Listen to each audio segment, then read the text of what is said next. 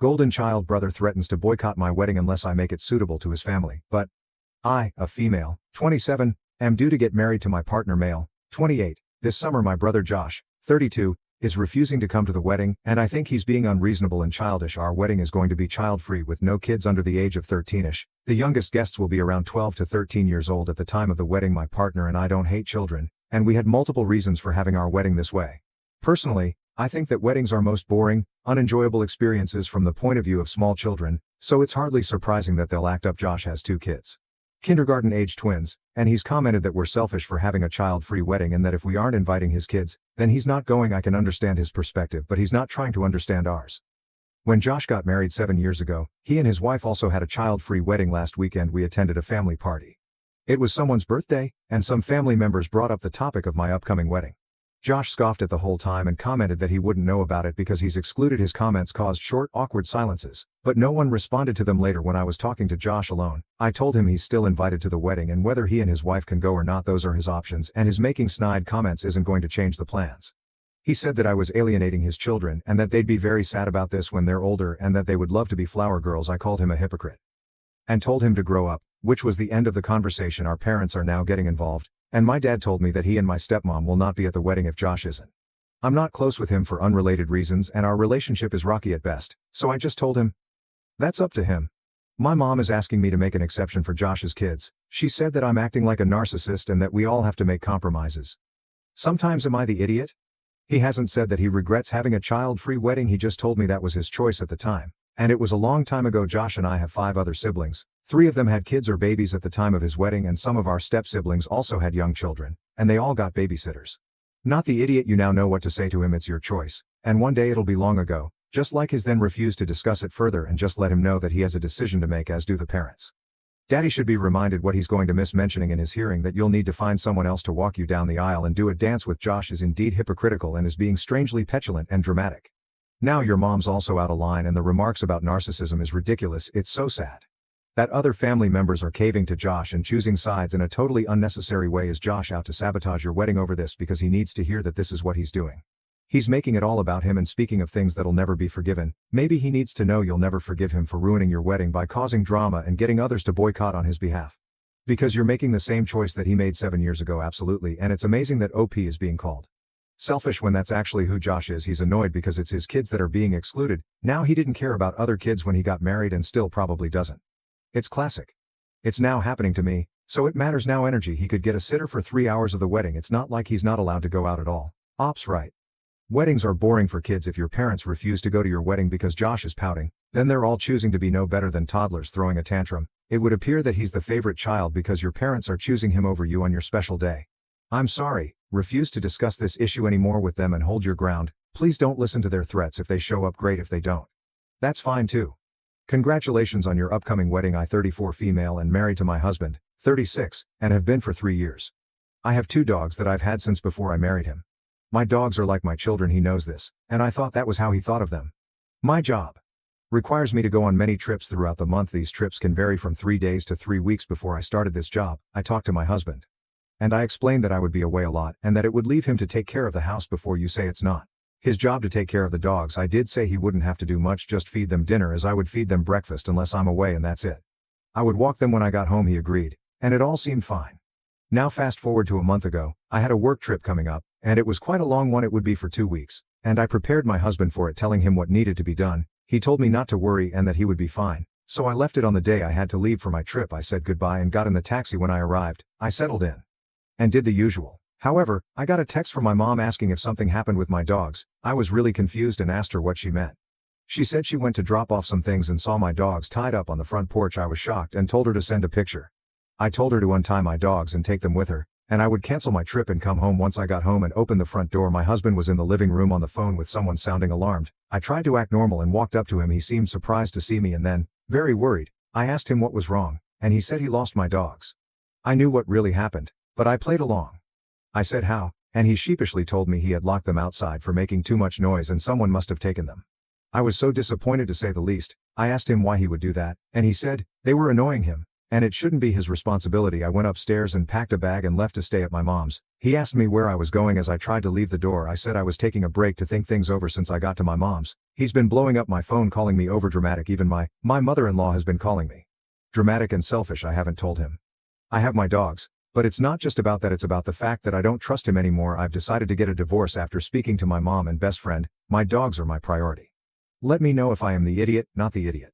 You set a clear boundary. He could have suggested boarding them if he wasn't up to the task. That may have made you angry, but at least it would have been honest, as this wasn't your first trip. He's probably done it. That was borderline cruel. I'm not sure why you married him in the first place, to be honest. Is putting the dogs outside for a little bit cruel? How I'm confused as to whether I'm missing something here, like genuine danger, or if people think it's cruelty to animals to have dogs outside. You are the idiot. Immediate divorce is your solution to this minor issue that's actually sad. I know kids with better problem-solving skills. I see them as my children. As my first red flag with anyone not going to lie, you're genuinely crazy, and the people agreeing with you thinking husband committed this heinous crime when he simply put a dog, yes, an animal outside. He should be divorcing you, not the idiot. I don't understand those people saying he's not responsible for the dogs he is with. Were there before they got married. He knew that the dogs were part of the household when he married you and that he might need to care for them, especially if she's always traveled for work. What is wrong with you? People wonder why relationships fail when you don't treat it like a partnership. Instead of this mine versus yours BS. Also, the problem isn't putting the dogs away for a few hours, which is bad if they aren't used to being tied outside. It's the lying. He hid it from her. How many times has he done it before? I wouldn't have been able to trust him. Either my dad bought a cabin before he married my mom. It became a family place for us when he married my mom and they had me, and when he wrote his will, he left the cabin to me, not my mom. My mom helps look after it, but full ownership goes to me, a teen male. When I turned 18, my dad died when I was 7, and my mom remarried when I was 10th. My mom has 2 kids with their current husband, a toddler male and a young female grammar schooler. When my mom got engaged and found out she was pregnant, she asked me if I would be okay with the cabin remaining for the family and including her husband and a new baby. She wanted to keep it as the family vacation spot.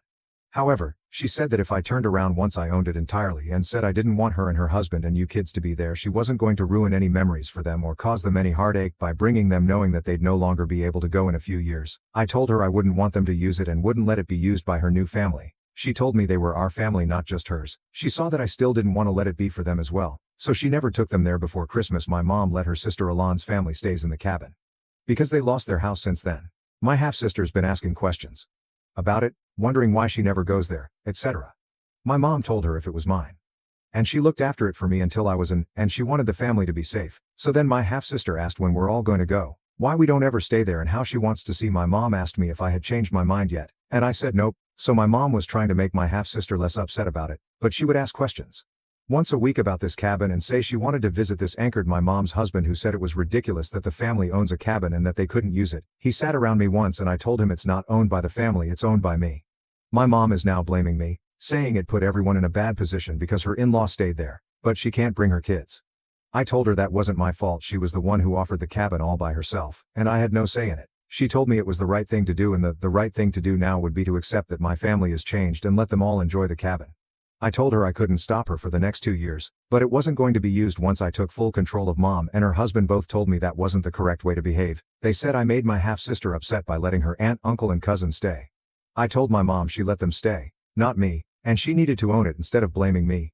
They were mad that it implied that I would have refused to let them stay, and that I don't see how my actions are the root problem and everything. Am I the idiot who pays taxes for maintenance and upkeep for the cabin? You are your mother or stepfather. Everyone's the idiot here.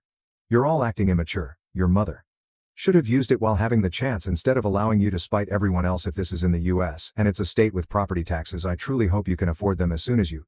When I turn 18, I, mom, and my stepdad will be willing to pay them. I'm surprised stepdad is okay with family funds going towards it now. I don't understand why mom, stepdad, and siblings can't use the cabin each year as long as it wasn't trashed and the stepdad and step-siblings were clear that it was not family-owned. I don't see why they couldn't use it together. I could see the putting down the rules that extended family does not get to use it. I'd feel weird knowing that I have a cabin and not using it with my immediate family. You are the idiot, and you need to mature. You're being spiteful and selfish for no reason at all. Your father bought the cabin to make family memories, not so his child could act like a landlord. Wrong. The father bought the cabin before he married OP's mother. OP's father left the cabin to them, not his wife. You are not the idiot. Your mom put herself in this position. I'm curious exactly what your half-sister was told about the cabin and who told her, though I know young children can hyperfixate on the most random stuff, but this seems like someone's stepdad. Maybe use this opportunity to try to force your hand. Your mother needs to re-in her new husband and put him in his place. I, a 26-year-old female, moved into a small apartment block 2 weeks ago. I've been busy setting up the place for furniture and everything else. The afternoon I moved in, one of my neighbors came up to the steps.